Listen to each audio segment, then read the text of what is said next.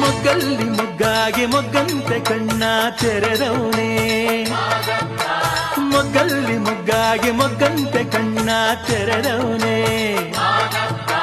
ಕಗ್ಗಲ್ಲ ಗವಿಯ ಕೊಡುಗಲ್ಲ ಮ್ಯಾಲೆ ಬಗ್ಗೆ ನೋಡುತ್ತಾನೆ, ಕಗ್ಗಲ್ಲ ಗವಿಯ ಕೊಡುಗಲ್ಲ ಮ್ಯಾಲೆ ಬಗ್ಗೆ ನೋಡುತ್ತಾನೆ. ಅವನ್ ಕಣ್ಮೊಗ್ಗ, ಅವನ್ ಮುಖ ಮೊಗ್ಗ, ಅವನ್ ತುಟಿ ಮೊಗ್ಗ ಅಂದನು.